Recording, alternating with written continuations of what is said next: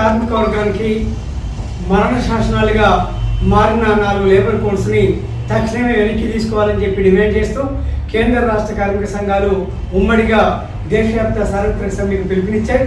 ఈ సమ్మెను విజయవంతం చేయవలసిందిగా రాష్ట్ర కార్మిక వర్గానికి, ప్రత్యేకించి ఖమ్మం జిల్లా కార్మిక వర్గానికి భారత కార్మిక సంఘాల సమైక్య ఐఎఫ్టీ తెలంగాణ రాష్ట్ర కమిటీ విజ్ఞప్తి చేస్తుంది.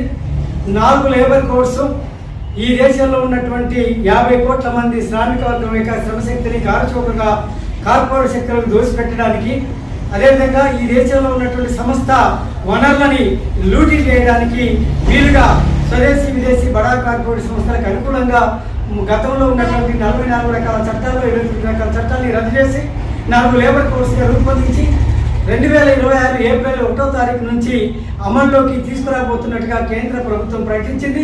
దీన్ని మేము తీవ్రంగా ఖండిస్తున్నాం.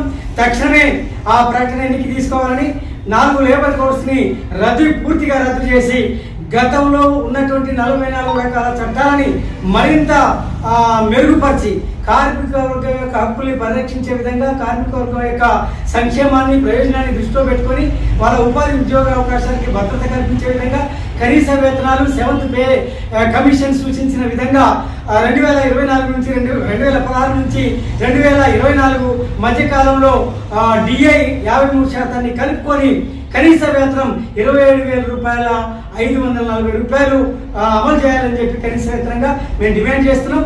అందుకనే సమాన పనికి సమాన వేతనం కూడా ఇవ్వాలని చెప్పేసి మేము డిమాండ్ చేస్తున్నాం.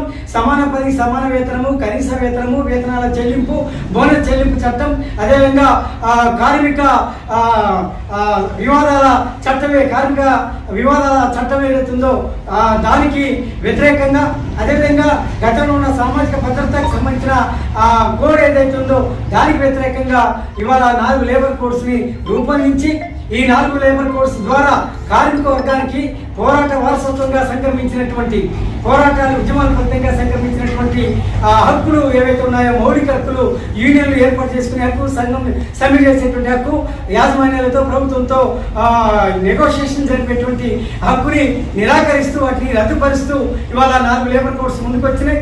అదేవిధంగా కనీస వేతనాలు, సమాన పనికి సమాన వేతనము, అదేవిధంగా బోనస్ చెల్లింపు చట్టం లాంటి వాటిని కూడా రద్దు చేసి వేతనాల కోడ్ ముందుకు తీసుకొచ్చారు. ఈ వేతనాల కోడ్ వల్ల కార్మిక వర్గం యొక్క జీవించే హక్కుకి అత్యంత భంగకరంగాను, హానికరంగాను ఉంది కనుక ఈ 4 లేబర్ కోడ్స్ కార్మిక వర్గానికి మరణ శాసనాలని చెప్పి మేము భావిస్తున్నాం.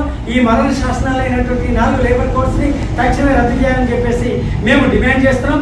ఈ డిమాండ్ ప్రాతిపదిక మీదనే ఐఎఫ్టీతో సహా AITC, CITU, HMS, INTUC, TUC లాంటి కార్మిక సంఘాలు ఉమ్మడిగా రేపు పెద్ద ఎత్తున ఉద్యమాన్ని చేపట్టబోతున్నారు. అందులో భాగమే ఈ సమ్మె అనేటువంటిది మేము భావిస్తున్నాం.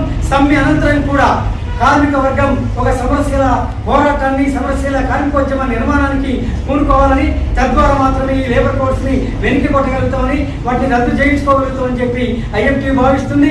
అందుకనే ఫిబ్రవరి 12 సమ్మె విజయవంతం చేసుకోవడంతో పాటు తదనంతరం కూడా ఈ ఉద్యమాలు, పోరాటాన్ని దీర్ఘకాలికంగా కొనసాగించడానికి, అవి సమరశీల పోరాటాల వైపుగా నడిపించడానికి, కార్మిక వర్గాన్ని సన్నద్ధం చేయడానికి కూడా ఏప్రిల్ 1 వరకు మా ఉద్యమాన్ని, మా పోరాటాన్ని కొనసాగిస్తామని చెప్పేసి ఈ సందర్భంగా తెలియజేస్తూ ఈ వాళ్ళకి హానికరంగా, నష్టకరంగా ఉన్నటువంటి ఈ లేబర్ కోడ్స్ని రద్దు చేయించుకోవడం కోసము కార్మిక వర్గం వీధుల్లోకి రావాలని చెప్పి ప్రత్యేకించి అన్ని విభాగాల్లో పనిచేస్తున్నటువంటి శ్రామిక వర్గానికి ఐఎఫ్టీ విజ్ఞప్తి చేస్తుంది.